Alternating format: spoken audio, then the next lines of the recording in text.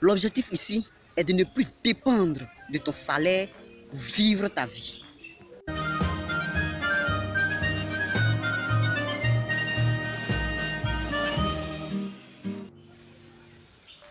Bienvenue dans cette vidéo.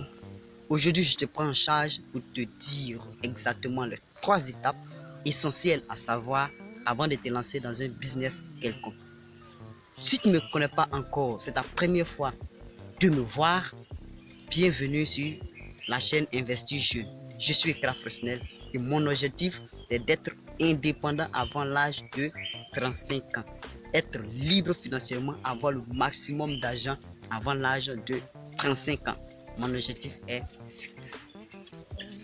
À présent, découvrons les 3 étapes. Mais oui, tout commence par là.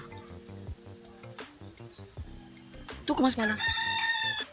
Déterminer d'abord le but pour lequel tu veux investir ton argent dans un business quelconque ou un placement d'argent.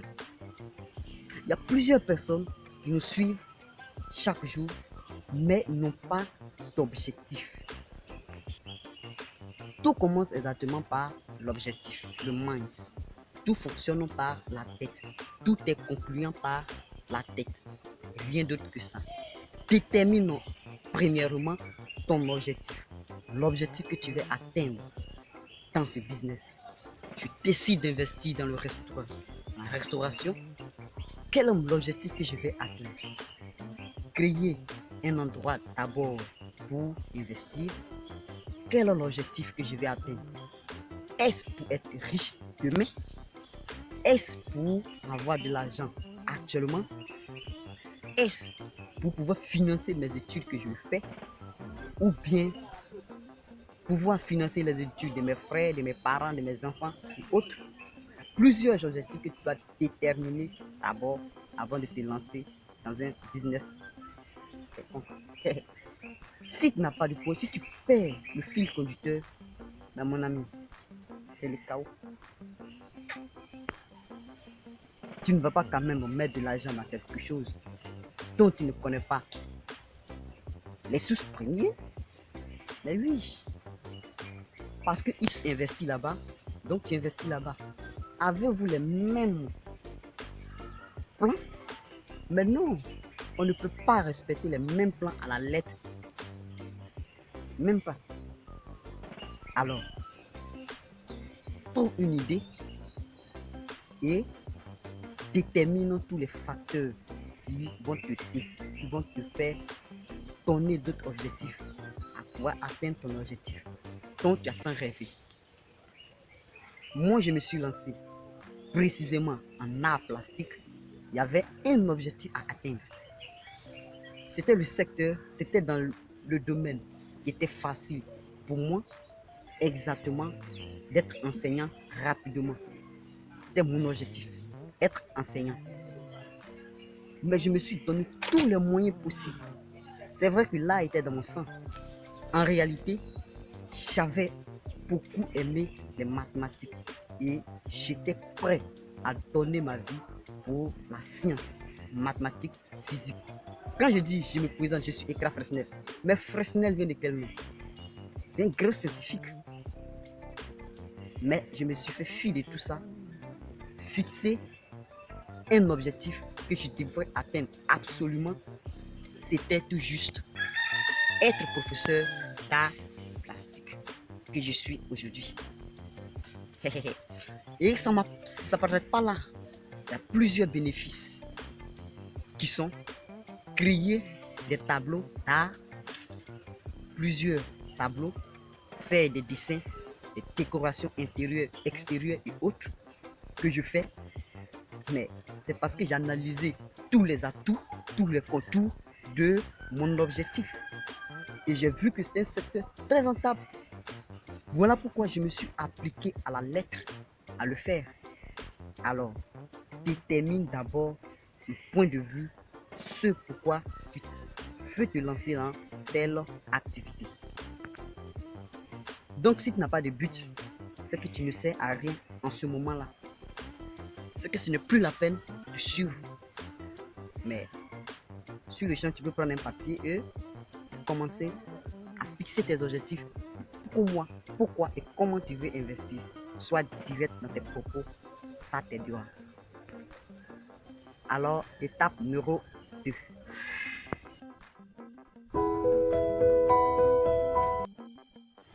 L'étape numéro 2, c'est d'analyser et de connaître parfaitement dans le secteur d'activité que tu prévois faire. Tu veux te lancer dans quel secteur d'activité? Tu connais les paramètres possibles de cette activité? Tu dois le connaître. Tu dois aussi les connaître, car c'est ça qui va te déterminer, qui va déterminer ta force de frappe. Si tu ne connais pas les atouts, les bénéfices, mais comment ça marche? L'analyse est très capitale dans notre milieu. Avant d'avoir le bac, j'avais fait tout ce qui est comme probabilité possible pour rentrer à l'école des beaux-arts. C'était mon objectif. J'ai analysé les contours possibles pour pouvoir migrer dans ce domaine précis, avec un but précis. C'est ce que je fais, c'est ce que j'avais fait et c'est ce que je ferai toujours. Avant de te lancer dans un domaine, analyse tous les contours et sois à l'aise. Fixe-toi des objectifs. J'ai fait l'expérience. Si je partais en maths info ou en physique chimie, ça allait me faire perdre le temps parce que les devanciers avaient du mal à avancer rapidement. C'est un secteur où c'était un secteur vraiment qui était bouché. Je ne vais pas partir encore, bouché encore. Tandis que les arts plastiques, j'ai des expériences dedans. C'est vrai, je vais vous raconter une fois ma vie dans d'autres vidéos, mais j'avais des objectifs. Je ne connaissais pas grand chose, mais c'est là-bas que je me suis chipé. Et Dieu merci, concours, paf, admis, boum, écrié. C'est vraiment, moi, précisément, je n'ai jamais été bon dans les études. Je suis un élève, j'ai été un élève toujours passable. Maximum 11 moyennes. Trop, 12. Mais très rare d'avoir 8. Juste la moyenne, 10. Et j'évolue. L'école n'est pas faite pour tout le monde. Passons au point 3.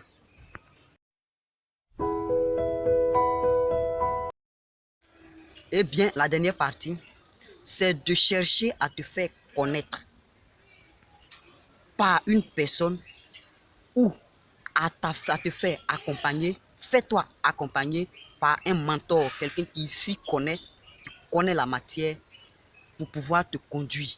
Un mentor à succès qui va te guider du début jusqu'à la fin de ton objectif. Aie un mentor, c'est très essentiel, c'est très capital d'abord avant de continuer. Les étapes qui sont 1, 2, la troisième sont tous liés et faire respecter l'ordre chronologique bien sûr. Étape 1, étape 2, étape 3. Ça a été fait de manière sciemment, mais respecter ça, ça va te permettre d'être libre.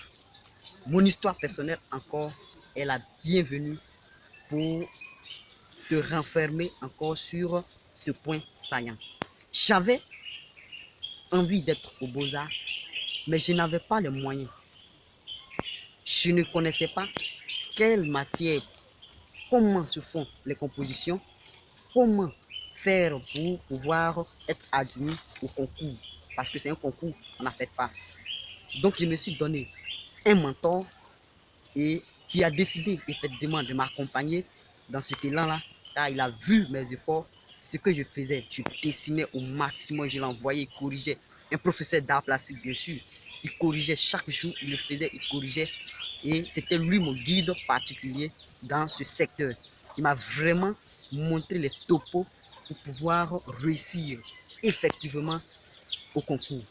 C'était pas grand chose, mais il m'a donné l'essentiel de ce qu'il pouvait m'apporter pour être bien dans le milieu des arts. Et ça a payé. Ça a payé, ça qui fait un plus fluide de moi en tant qu'un artiste peintre. Je suis indépendant. Pour passer aussi le concours, entrer à la fonction publique, être enseignant, j'ai eu aussi un mentor. Mais le mentor ne m'a pas guidé, effectivement, comme vous le savez. En enseigne, voici telle question qu'il faut poser. Non. Mais mon mentor m'a juste donné des conseils précis. Et ce sont ces conseils-là que je vous donne qu'on appelle même. Chaque jour, avant de commencer les vidéos, je vous rafraîchis la mémoire sur certaines choses, certains faits, pour vous motiver, donner des expériences personnelles. J'ai eu aussi des mentors, des personnes qui m'ont accompagné dans d'autres business que je vais citer dans d'autres vidéos à venir. Mais pour cela, concentrons-nous au maximum sur ce qu'il faut faire, les bases, les b.a.-ba d'abord, avant de continuer. Alors, j'ai trop parlé. Si tu es nouveau sur la chaîne, abonne-toi.